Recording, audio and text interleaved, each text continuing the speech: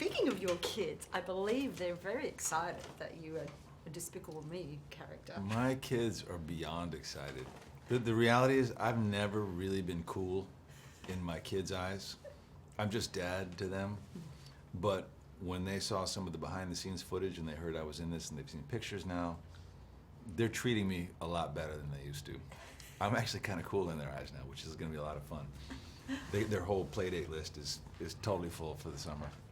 Wow. So they haven't actually seen you be No, they haven't seen it yet. So, they're on their best behavior because they know what hangs in the balance is the opportunity to go to the premiere. Well, they'll probably get to meet some real minions. Mm-hmm. We know them to not be real minions. They'll be, probably young people inside a minion costume, but nonetheless, they're excited about it.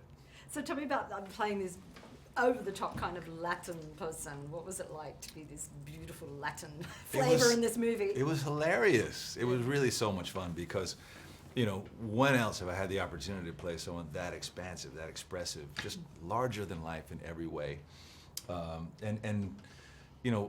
actually ultimately really relatable because as he's drawn, he's very, very Latin.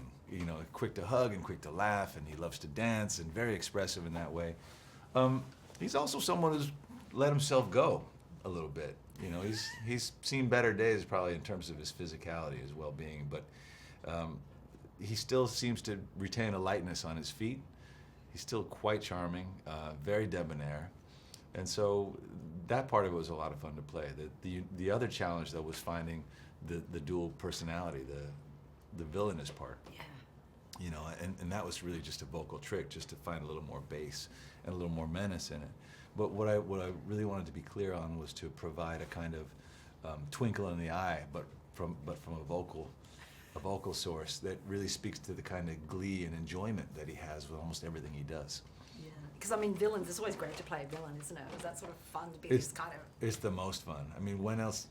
It's like right out of a James Bond movie, If I'm not going to get the James Bond gig, I'll take it in Despicable Me too. Sure, why not? And there's dancing in it. Did you relate to any of that? Yeah. Culturally, he's just, there's an exuberance there that is. Look, most actors are never really quite satisfied with what they do, and in this case, it's not about me watching me. It's fine, whatever. For me, the fun is watching someone like Steve Carell and Kristen Wiig and Russell Brand and what they bring to it. And more to the point, the brilliance that the filmmakers bring to it. The animators and what they do with some of the physical behavior, the physical comedy that exists in the film that reaches beyond what we've laid down on a vocal track.